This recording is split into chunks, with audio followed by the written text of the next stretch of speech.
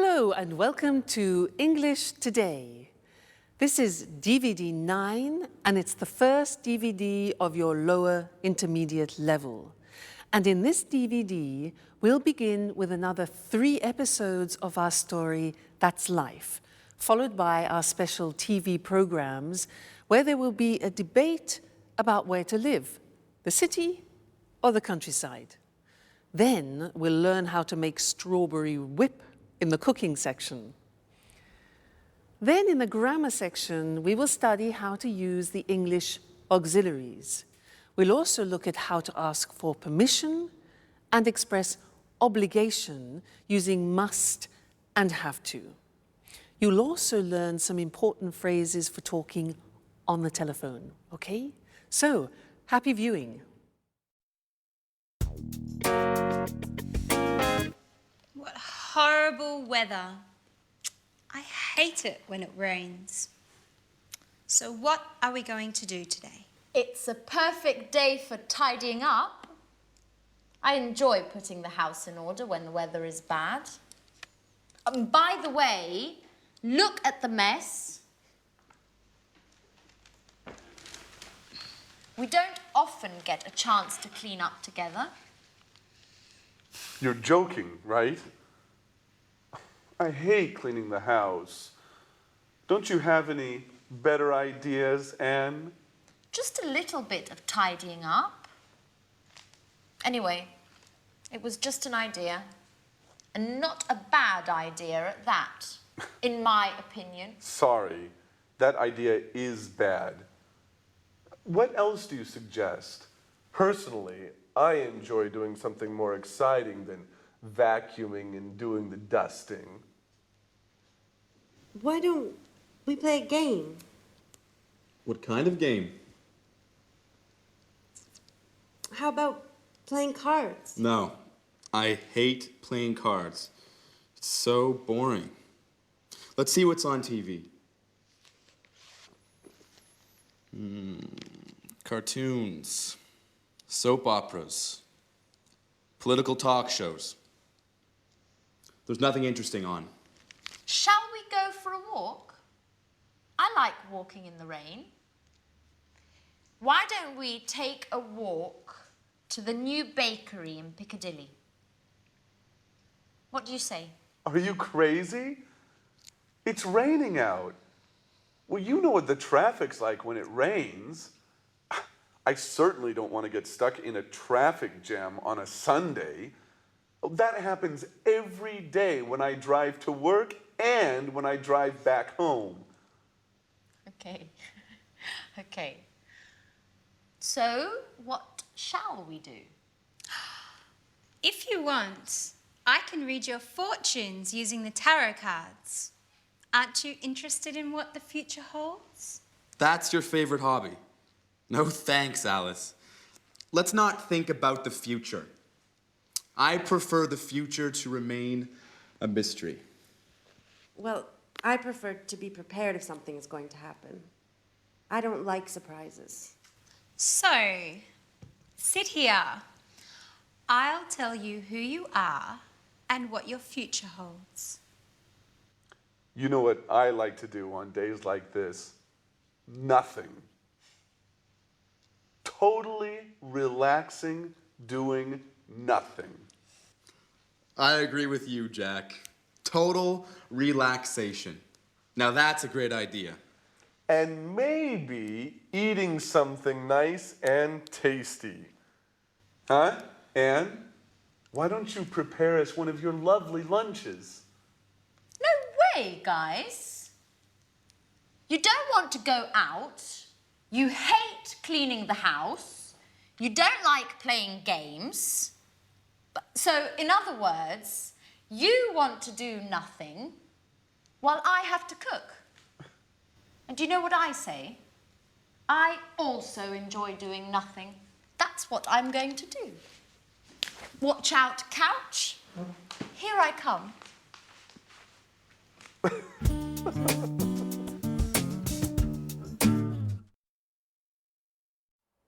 Hello Hello and welcome back to English Today, that live TV program where you can learn the English language. And in this lesson, I want to do some revision on the things that people don't like about the English language, the auxiliaries. Now, the exercise is simple. We're going to look at some of the auxiliaries that we've learned up to now. What are they? Well, we have learned am, is, are, do, does, and did. When do we use them? We use them in questions. Aha. This is the exercise. I have here some sentences in the positive form, and I want you to make questions using these auxiliaries, okay? So I'll give you an example. I say, he likes wine. You start the question with what? What? He likes wine. Now, this is the simple present tense. So, which of those auxiliaries do we need? Am, is, are, do, does, or did? Simple present tense. Exactly, we need do or does. Now, I said he likes wine, third person. So which one? Does. Exactly, good. So the question is, what does he like? Get the idea? Great, let's continue. Number 2. I play tennis. I play tennis. What sport? All right, do I play? Very good. I play, simple present tense. We need do or does, the subject I. So what sport do I play? Great. Next one. They're coming at 7 o'clock. They're coming at 7 o'clock. What time? Yeah, now they are coming, present continuous, auxiliary. That's it. Fantastic. What time are they coming? All right? Present continuous, auxiliary, to be. Next one. She went to the cinema yesterday. She went to the cinema. Where? All right. Simple past tense. What do we need? We need did. So where did she go? Excellent. Very good. You see? Getting better. Next one. We had an ice cream after dinner. We had an ice cream after dinner. What had we? Simple past. Did. That's it. What did we have? Remember, the verb have always takes an auxiliary. So what did we have? Great. Next one. She's painting the front door. She's painting the front door. Which tense? Present continuous. So what, third person, is she painting? Very good. Next one. I was at home on Saturday. This is difficult. I was at home. Remember that the verb to be is an exception. I was is the past tense of the verb to be, and it doesn't take an auxiliary. So we don't need an auxiliary. The question is, where were you?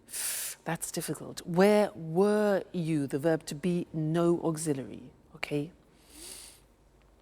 They work in Paris. What's the tense? Simple present. Good. Where do they work? Excellent. And the last one, I'm living in Florence. I'm living in Florence. Where are you living? Fantastic. You're getting better all the time. You see, it's just a question of practice. So now let's look at the screen and see those written just to remind you once more, okay? So He likes wine. What does he like? I play tennis. What sport do you play? They're coming at 7. What time are they coming? Present continuous. She went to the cinema yesterday. Where did she go? Simple past. We had an ice cream after dinner. What did we have? Simple past after dinner. Remember, have, you need the auxiliaries. She's painting the front door. Present continuous. What is she painting? Okay, so that's it. Keep practicing with your auxiliaries. They will be easier and easier. Now let's go back to our friends, where Alice is reading Sharon's tarot cards. Let's see what comes up. See you later. Bye.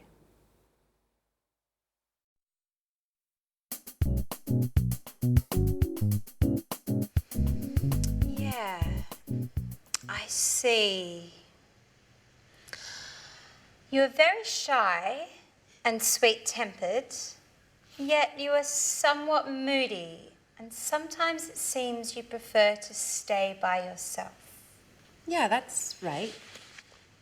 Sometimes I enjoy solitude. Just me and my thoughts. Yes, indeed. I see that you are worried about something, but that's not clear. I think it has something to do with a boy, or maybe it has something to do with your job. Yes, maybe you are going to get a new job. Wow. Definitely I like the second option. It's much better. But I don't know. Actually, this card means that love troubles are on their way. Sorry, Peter, but I see the shadow of another boy in your Sharon's heart. Don't be silly, Alice. Tell me more about this job instead. Okay, if you like. So you are very careful in your work, even if it seems you don't like it that much. Yeah, that's right. I like doing things right. If I can't work well, I prefer doing nothing at all. What's more, I'm very punctual. I hate being late. Yes, and you are also very modest. Thanks, Alice. Well, actually, I can't stand people who show off. They make me uneasy. Your tarot cards seem to know me very well. Well, you know, tarot cards never lie. That's why I want to investigate more about this mysterious boy. Come on, darling, they're not always right, are they? Yes, they are. I swear it. They always tell the truth. Oh, come on, girls. Stop it. How can you spend the whole afternoon talking nonsense? Why don't we do something more interesting? Why don't we all stop doing nothing and go out? Look, it has just stopped raining. How about strolling in the park? Yeah, that's a great idea. Let's go.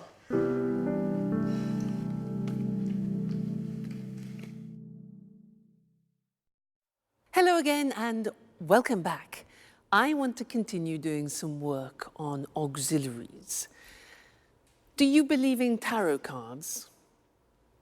I don't. Now, that's sort of an example of what I'd like to teach you now, short answers in English. Usually in other languages, when you ask a question like, do you believe in tarot cards? People say yes or no. In English, it's a little bit more complicated. I can say, for example, do you believe in tarot cards? Yes, I do. No, I don't. So we take the auxiliary and we repeat it in the positive or the negative. So that's really quite strange. Other languages don't do that. As it's complicated, I want to go to the screen now and we can look at it written. It'll be easier for you. Very common. You'll hear it all the time.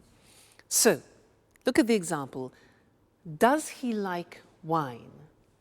Instead of just saying yes or no, we take the auxiliary of the question and we say, yes, he does, or no, he doesn't. You see that? We repeat the auxiliary. Very unusual. Do you play tennis? Do is the auxiliary. Yes, I do. No, I don't. The negative, all right? So we always take the auxiliary of the question. Next one. Are they coming at 7 o'clock? We've changed tense. It's the present continuous, the auxiliary to be. So yes, they are, or no, they aren't. Are they coming at 7 o'clock? Yes, they are. No, they aren't. Next. Did she go to the cinema yesterday? Did, simple past. Repeat. Yes, she did. No, she didn't. Okay? Next one. Did you have an ice cream after dinner? Yes, we did. No, we didn't. Is she painting the front door? Is. Yes, she is. No, she isn't. Were you at home on Saturday? Now listen to this. Yes, I was. You take the verb to be and you put it in the correct form. So were you? Yes, I was. No, I wasn't. Okay? Is she in the bathroom? Is. Yes, she is. No, she isn't. Do they work in Paris? Yes, they do. No, they don't. Are you living in Florence? Yes, I am. Verb to be, are you? Yes, I am. No, I'm not. So you see, it's really quite unusual, isn't it? And it's not easy. It's not a spontaneous thing. You have to practice. So, do you understand? Yes, I do. No, I don't. All right, so those are your short answers. Have some fun with them. Keep practicing them. And I'll see you in our next lesson. Okay, bye.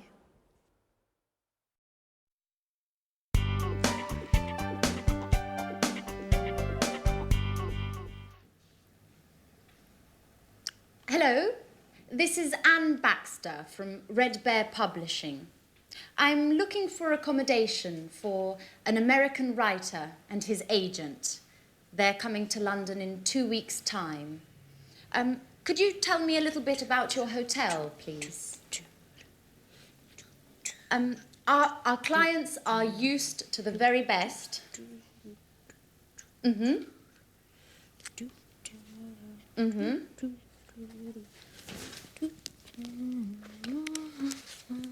And do you also have a swimming pool? A sauna? Great. And as far as entertainment is concerned, do you have a lounge with live music?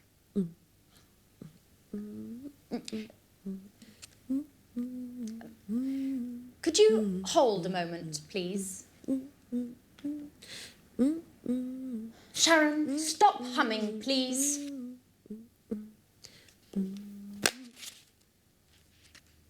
I can't hear anything.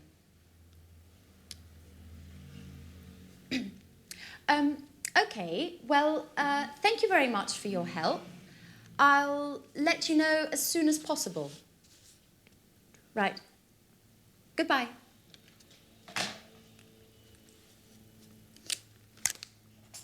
What are you doing, Anne? My boss asked me to book rooms for 2 of our most demanding clients. Well, they would like a quiet hotel near our publishing house. Oh, and of course, with all the creature comforts. So I'm making a few telephone calls.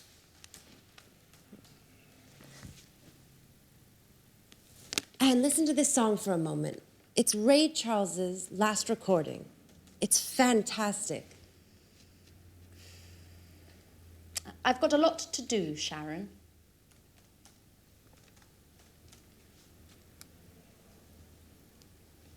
Just for 1 minute, Anne. Come on. I'm afraid I can't now. But just why don't you go over to Alice's? She's having a shower. You know, when Alice gets in the bathroom, she takes at least 2 hours. Well, do whatever you want. Just please get out of this room. Anne, what's the matter today? Why are you treating me so badly? That's enough, Sharon. I know everything about it. Everything about what? That you've got a lover. A lover? Are you going crazy, Anne? Oh, don't try and pretend with me, Sharon. And I call you a friend. But it's the truth. Uh-huh. And who is my romantic lover, by the way? You know. I'm talking about Jack. Jack? What are you talking about? The photograph. The one where you and Jack are kissing. It's not what you think, Anne. Uh-huh. So you tell me. You know, a picture says more than 1,000 words. That photo is from 3 years ago. We were engaged. Or what? But you and Jack were engaged. I know. I wanted to avoid stupid gossip. And also because of Peter. So now you're telling me that... Well, I can't believe it. I know. I didn't want to hurt your feelings. See, now you're angry with me. That's why. Well, you're right, Sharon. I am mad at you. And now I look like a fool. I'm sorry, Anne, really. No, my hair! What's going on? My God, It's Alice. no. Come on, let's go see what's happening. Alice, quickly! Help! My hair!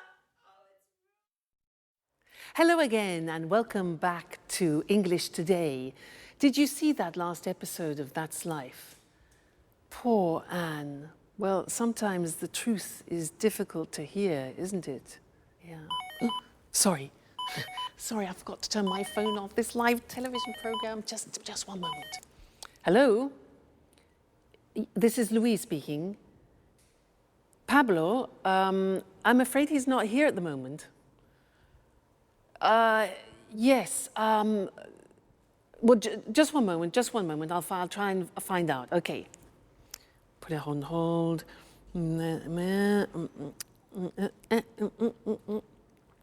Hello?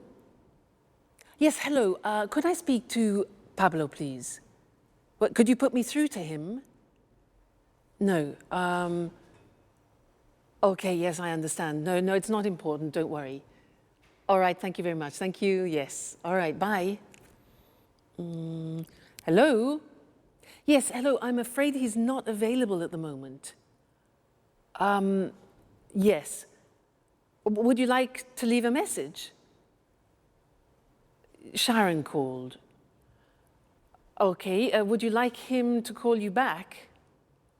Yeah. All right, okay. Yes, I'll tell him. Right, thank you. Thank you very much. Goodbye. Goodbye. Sharon? Who's Sharon? Where were we? Yes, interesting. I wanted to talk to you about telephone language. Now, I used some phrases there which are quite useful to you, and I want to go to the screen so that we can see those written together and look at how the phrases work, okay? Now, look at these situations. When you don't understand someone on the telephone, what do you say? Can you repeat, please? No. No. If you ask somebody, can you repeat, please, it's like asking them to vomit. Why? Because there is a small word missing, a very important one. In English, you must say, can you repeat that? Please, very important. Many people make that mistake, and they ask everybody to vomit on the telephone. So remember, can you repeat that, please? Good. Next, when, for example, imagine that you are on the telephone and you want to write something down when the person is speaking. So you want them to... Okay, good. So you stop them. Just a minute. Just a minute. This is difficult. We say in English, I'll make a note of that. Okay? Just a minute. I'll make a note of that. I'll make a note of that. Snap decision. All right? Next one. Imagine you're on the telephone and somebody knocks at the door when you're speaking. Now, you have to say, What can you say? Yeah, so just a minute. We say, I'll be right back. Now that means that you're going somewhere and coming back then quickly. So just a minute, I'll be right back. I'll be right back. Okay? Useful, that phrase. Now, you return to the phone, okay, and the other person has been waiting for you. So you need to apologize for the inconvenience. So you can say, sorry. We say in English, sorry to keep you waiting. Sorry to keep you waiting. So you say, just a minute, I'll be right back. Music, and you say, sorry to keep you waiting. All right? Great. Next thing. You're speaking to somebody and suddenly the other person disappears. Because, disappears. Now, how do you say that? In English, we say, sorry, we were cut off. We don't talk about the telephone line. We say, sorry, we were cut off. Okay? Great. Now, when the line is bad, you know, with mobile phones, often you can't hear properly, especially when you're on the train, sometimes when you're in the mountains, and you hear... Do you know what you can say? We say in English, hello, you're breaking up. You're breaking up. I'll call you back. I'll call you back. So you're breaking up, I'll call you back, or can you call me back? All right, so those are some of the most important phrases when you're speaking on the phone, but we will be looking at more telephone language because it's very useful for you and it's a bit unusual. You need to practice it a lot. Practice in the bath, for example. I'll be right back. I'll be right back. So that way you don't panic when you answer in English. All right? Great. So I'll see you in the next lesson and we'll look at some more telephone language. Bye.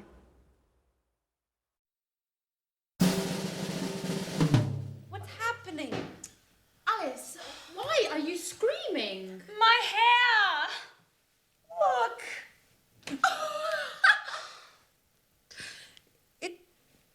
It looks...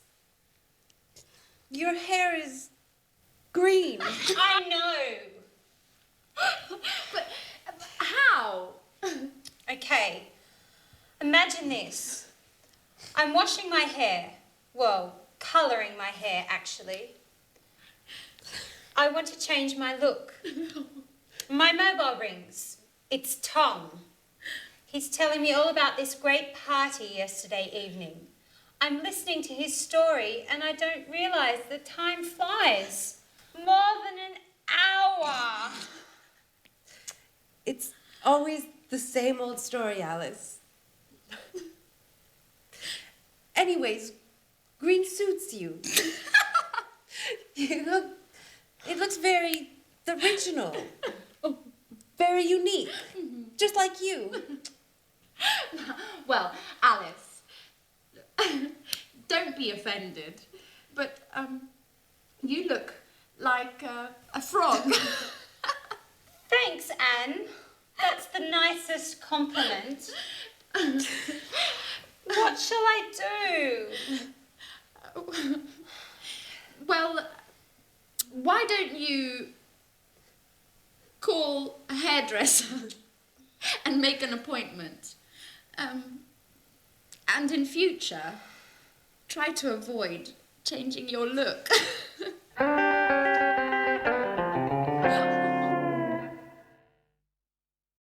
Hello again and welcome back to your live TV program where you learn English. And in this lesson, I want to go back to look at some more telephone English because it's really not that simple. We have special phrases that we use when we speak on the telephone in English. So to help us, let's go and look at those on the language screen, okay? Now the first thing is when you introduce yourself on the telephone, we don't say, I am Louise. We say this. We say, this is Louise, or this is Mr. Smith. Now that's really quite unusual and different to other languages. So, hello, this is Mr. Smith. Or we can say, hello, Tom speaking. Tom speaking, Louise speaking. Okay, so don't say, hello, I'm Louise. We only use that when you do, for example, a sales presentation on the telephone. All right? Good. Then, asking who the other person is, you can say, hello, is that Mr. Jackson? Is that Mr. Jackson? So it's like, this is that Mr. Jackson? Hello, is that Peter speaking? And not, hello, are you Peter? Okay, is that? Good. Now, you want to ask to speak to another person. So what can you say? Well, you can say, hello, I'd like to speak to John, please. I'd like to speak to John. Or you can ask the questions, can I speak? Could I speak? May I speak to the managing director? Now, remember, may is very polite, could is neutral, and can is more informal. All right? Then we could also say, good morning, could you please put me through to Mr. Smith? Now, put me through to, which is difficult to say, put me through to, is like saying in American English, could you connect me to? All right, so that's connecting people. Now, when you connect a person, you can say, just a moment, I'll put you through to him. I'll put you through to him. You need to practice that a lot. I'll put you through to him. Or, yes, Mr. Smith is in. I'm trying to connect you now. Connect is the other word. And you can say, hold on, just a moment, please. That's to ask people to wait, okay? Good. Then leaving a message. You could say, you could ask, could you take a message, please? Could you take a message? Or can I leave a message? Then you could say, could you ask him or her to call me back? Could you ask him to call me back? All right? Then the last thing is taking a message. You can ask, can I take a message? Can I take a message? Or would you like to leave a message? All right, so there are some more fundamental and essential English language phrases that you use on the telephone, and I think you'll find them very useful. So experiment, and I'll see you again very soon. Bye.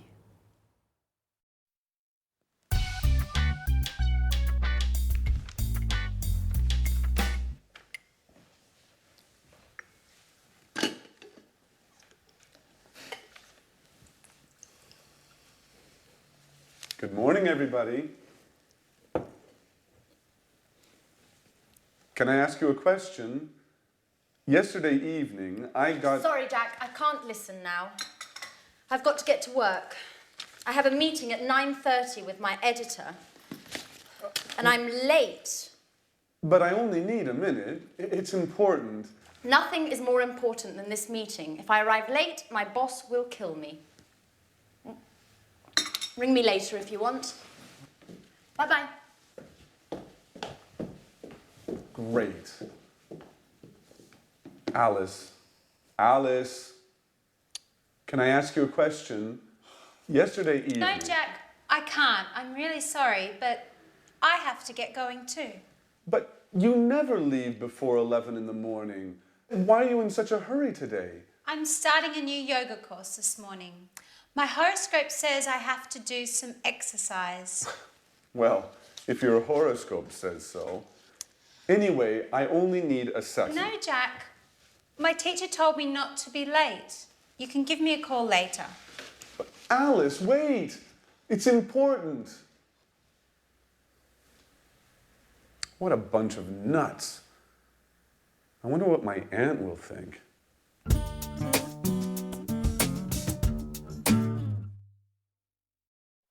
Hi again. Did you hear what Jack said? He said, what a bunch of nuts. Do you know that expression in English? Because nuts has a couple of meanings. Nuts are the things that you have in an aperitif, but it's also a way of calling somebody a crazy person. You say, you're a nut, means you're crazy. Okay, I just wanted to clarify that for you. He also said, can I ask you something? May I ask you something? He wanted the girls to listen to him, and they weren't paying any attention. And I want to talk to you about these words, which are may, could, and can, because they are the three forms that we use when we ask for permission. So what's the difference between them? Now, if I say, excuse me, may I open the window because it's hot in here, may is used in more formal situations. If I use could, it can be used in any situation. It's neutral. So, for example, could you lend me your pen? And can is used in more informal situations. Imagine you're at home, you're having dinner, you want the salt, so you can ask, can I have the salt? Less formal. So let's go to the screen and see those written, see the differences. We talked about it already, actually, when we looked at telephone conversations. So, formal situations, may I, and we can also say, may we. May I, may we. May I ask you a question? May I offer you something? And may I have this dance? So remember, may for formal situations, it's very polite, okay? Then could for neutral situations, which means you can use it in any situation, really. Could I use your phone, please? Could I change the appointment? And could we meet later? All right, so very useful verb. It's good in all situations. And then can you pass me the salt? Please, more informal with your friends, your family, people you know well. Can I have some wine, please? And can I borrow the car tonight? So those are the examples, all right? May, could, and can. So remember, depending on who you are talking to, make that choice. May, could, or can. Let's go back to That's Life. The girls are exhausted and Jack has a surprise for them. Let's see what it is. Bye.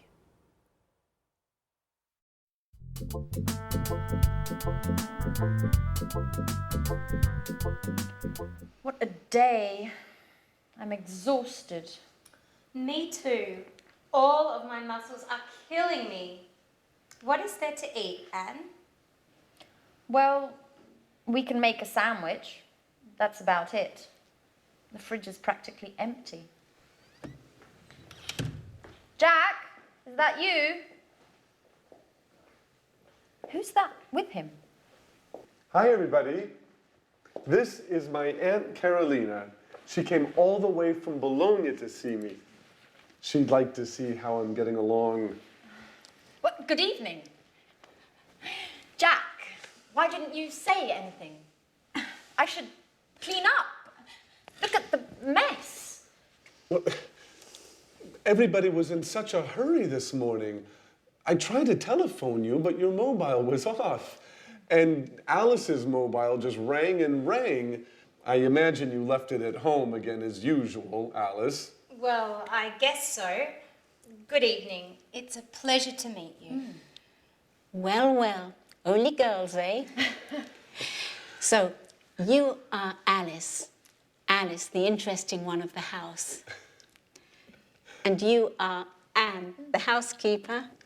Please, Aunt Carolina. So that's how you describe us. Come on, Aunt Carolina is only joking, right? And this is the wonderful house. Well, yes, but it's usually tidy. It's still very charming. Thank you. May I offer you something? Would you like to have a glass of wine, maybe? Yes, thank you, I would. Alice, could you get a bottle of wine, please? There isn't any wine. Anne, there isn't any wine. There isn't any beer. We have to do the shopping. Oh, well, I'm terribly sorry. It's not usually like this, but today was very busy. Do you know what? Let's go out for dinner. Oh. What do you say, Aunt Carolina? That sounds good to me. Excuse me, do you go out dressed like that? Maybe you should get cleaned up a bit? Yeah, you're absolutely right. Let's get ready to go out on the town. May I ask you a question, Jack? Of course, Aunt Carolina. Shoot. Do you really think it's such a good idea to live together with all these women?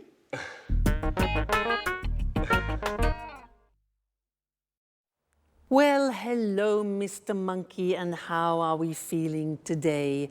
Let's check the thermometer. I know you're not well. Let's have a look. Good. Yes, the temperature has gone down. That's good news. Now, Mr. Monkey, you don't have to stay in bed any longer, okay, because your temperature has gone down, but you can't go out monkeying, not yet. You must stay indoors for another 3 days because you're not strong enough to go out yet, all right? You mustn't be too energetic. You can have relaxing baths and you can eat whatever you want, but you mustn't have any alcohol, okay? Because you haven't finished your antibiotics and it could have a disastrous effect on you, all right? So you must finish your cycle of tablets. Now, let's see what else. Oh, yes, and you must drink a lot of water, maybe 5 liters a day, if you can manage that, okay? Good, so, oh, and you don't have to pay me until you're better, okay, Mr. Monkey? So, take very good care of yourself, and I will come back tomorrow and check on your condition again, okay? So, goodbye, Mr. Monkey. See you tomorrow. I became a nurse to show you other ways of using modal verbs. Now, so far we have studied can, could, and may. And these are verbs which help to change the meaning of the verb which comes after. They're called modal verbs. And here we were using verbs of obligation. Very interesting. Let's look at the screen and see those. Now, let's first go back to permission. Remember, we talked about can is a form of expressing permission, and I was giving him permission to do things. For example, you can eat whatever you want, you can go for walks, and you can't, however, that's not giving permission, you can't go monkeying or you can't go to work, all right? Then I talked about obligation, and this is very interesting. I used the verb must. Must followed by an infinitive without to. So for example, you must finish the tablets, you must relax, you must stay at home for 3 days, and you must look after yourself. Now, that in English is how you express obligation, something which is you are obliged, forced to do, all right? It's a strong verb in English. Now, the opposite, mustn't, means prohibition. If you do that, okay, so very strong verb. You mustn't drink alcohol. You mustn't do anything energetic. And you mustn't jump about, all right? So must and mustn't. Must, obligation, mustn't, prohibition. Then I said something else. I said, you don't have to stay in bed. Now that's very interesting because that's optional obligation. And it's the same as saying you don't need to stay in bed. You don't have to stay in bed, it's optional. Or you don't have to stay indoors. I also said, you don't have to pay me. It means it's not necessary. So that's optional obligation with have to. So that's an important lesson. Must, mustn't, and have to as different ways of expressing obligation. Great. So now you have to study more English. You must read and watch your English lessons, okay? And I must see you again next time. Okay then, goodbye. Good evening. Welcome to this week's edition of Let's Talk, our discussion program with our commentators, Tom and Marie. How are you? Fine, Eric. Fine. Good to see you again. Well, did you have a good weekend? Very good, thanks. I relaxed in the country. I have a house there. It's so peaceful. A healthy weekend.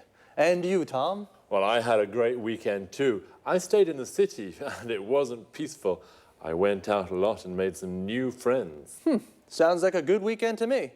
So, the same old story. A relaxing, peaceful life in the country compared with an exciting life in the city. Where's the best place to be? In the city or in the country? Let's discuss this more. Sure. I'll convince you that gardening's more interesting than the pollution and chaos of the city. Well, I'm not so sure about that. Last weekend, I went to the cinema, a rock concert, and 2 parties. Gardening isn't for me. Really? Your weekend certainly wasn't relaxing. Don't you feel tired? Well, maybe a little, yes, but I love city life. The city offers so many things. It's fantastic. I don't agree with you. Life in the city is too stressful. You rush around all day long. And then there's the traffic and finding a parking space. Walking in the woods is far better than being stuck in traffic jams. I'm really thinking of moving to the country. Well, I don't think I could ever live in the country. I'd die of boredom. It would be a problem for my work, too. You're wrong, Tom. You can work from home. A friend of mine does this. He works from home. He uses the internet for email and virtual meetings. He goes to the office in the city 2 or 3 times a month. He's got 3 children and life in the country is great for the family. And he loves gardening too. And gardening is difficult in the city, isn't it? Sure, but country life is so isolating. You don't meet new people. Well, okay, the city is more polluted, more stressful, but country life is so boring. I like meeting new people, making new friends, and in the city, it's easy to meet new people. I'm not so sure about that. Whenever I'm in the country, lots of my friends come to visit me. They all complain about the stress of city life, and they really enjoy the peace and quiet of the country. I'm sure that sooner or later, you'll arrive too. Let's bet on it. But if I do come, I'll bring a few friends and maybe we'll have a party. Okay, I'll be waiting for you. Of course, you're invited too, Eric. Oh, thanks, Marie. Okay, this is a good compromise. A less stressful weekend for Tom and a more exciting one for Marie. Well, the city or the country? I think it's difficult to say where it's best to live. It depends upon your taste. The country life is more relaxing, whereas the city life is more exciting. Well, time to say goodbye. Goodbye, Marie, and goodbye, Tom. Goodbye, Eric. Goodbye, Eric. And goodbye to you. And see you again next time on Let's Talk. Did you notice how we call life in the city, city life, and life in the country, country life? City life is more exciting, but also quite stressful. We say something is stressful when it makes you nervous. The traffic in the city is stressful. Traffic is the word we use for cars, buses, trucks, everything on the roads. When the traffic moves slowly or stops, we say there is a traffic jam. Parking in the city is also stressful. It's often difficult to find a parking space to park your car. Notice the verb is to park, and a place where you can leave your car is called a parking space. Usually in cities, there are car parks. A car park is a big area with lots of parking spaces for many cars. Another problem in the city is the pollution. Pollution is the contamination of the environment. For example, the traffic makes the air dirty. In the country, the air is clean and it's easy to park. But Tom says it's boring to live in the country because there's nothing to do. Boring means that it's not interesting. Marie says it's relaxing to live in the country. Relaxing means it makes you feel relaxed. Notice that often the adjectives we use to describe things, places, or people end with ing. The city is exciting. The country is relaxing, but boring. Adjectives that describe how a person feels often end with ed, ed. Tom is bored. In the country, Marie is relaxed. In the country, and stressed. In the city. Marie said that the city, you rush around all day. Rush around means to go everywhere and do everything very quickly. But in the country, you can go for walks in the woods and do the gardening. A wood is an area with lots of trees. The gardening is the work you do in your garden, like watering the plants or cutting the grass. Well, see you. Welcome to Cooking Today. Today I'd like to introduce you to a very special guest, Lisa French. She's the popular author of the bestseller, A PhD in Homemaking. Lisa, thank you so much for inviting us into your home. It's my pleasure. If you're wondering what to make for lunch, if you have to prepare a last-minute dinner, then Lisa's the person to ask for help. Listen, Lisa, I'm having a dinner on Saturday. Could you give me a tip on a quick and tasty dessert? Of course. You can prepare an easy-to-make dish with fresh strawberries. The strawberry season only lasts a few weeks, so it's worthwhile making the best of in-season berries. And it can be made in a jiffy. Oh, strawberries. I absolutely go mad about strawberries. So let's get started. Just the idea of strawberries makes my mouth water. First, wash, drain, and hull strawberries for 4 servings. Then, mash them to a pulp. All of them? No, you have to put aside some good ones for decoration. Okay, then what? Next, whip about half a pint of cream. Then whisk 2 egg whites stiffly and fold into the cream.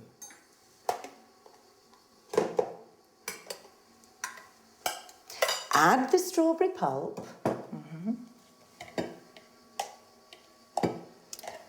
And stir in 2 tablespoons of caster sugar. Does it need cooking? No. All you need to do is pour the mixture into individual goblets. Is that all? Don't forget to decorate each one with a bit of whipped cream and the whole strawberries you put aside. Now your dessert's ready to serve. Oh, it looks delicious. Let me have a taste right now. Yummy. This is sensational. If any of you have a request regarding homemaking, then please contact us at our studio, 800-332211, or send an email to cookingtoday@homemakingtv.com. Thank you, Lisa. We have so much to learn from you. Thank you for coming. Have you enjoyed the recipe? Well, now let's go over the language used in the interview. First of all, let's explain what a homemaker is. A homemaker is an expert in all matters concerning administration and running of a household, cooking, budgeting, sewing, etc. Lisa used some typical culinary terms. Drain means eliminating excess water from food after washing or boiling. You drain pasta, vegetables, and so on. Hull means removing inedible parts from the food, like peas, beans, or strawberries. Mash means crushing some food, such as potato or carrots, into a paste. Whip means beating to a fluffy consistency, as in whipping cream. Whisk means whipping, egg whites, for example, to a froth, incorporating air or until firm. We say whisking stiffly. Stir is moving a spoon around a liquid when we add one ingredient to another, and mix them together when we say stir in. Fold in means blending other ingredients to a whipped mixture, stirring gently. Pour means adding a liquid into a mixture or serving tea, coffee, water. Lisa also mentioned a goblet, which is a small cup with stem to serve fruit salad or ice cream. A pint, which is a unit of liquid measure equivalent to 568 milliliters, a UK pint, or 550 milliliters, a US pint. A tablespoon is also used as a unit of measure. In order to express appreciation about food, we say tasty, delicious, yummy, mouth-watering. Lisa said in-season berries to mean fresh fruit. Otherwise, we say out of season, not to be confused with the word seasoning, which means adding salt, pepper, and other spices to food. A berry is a small fruit, such as a strawberry, blackberry, raspberry, blueberry. Another useful term is serving. You can also say helping. It refers to individual portions of food. Well, I hope you've had a good time, and I'll see you next time.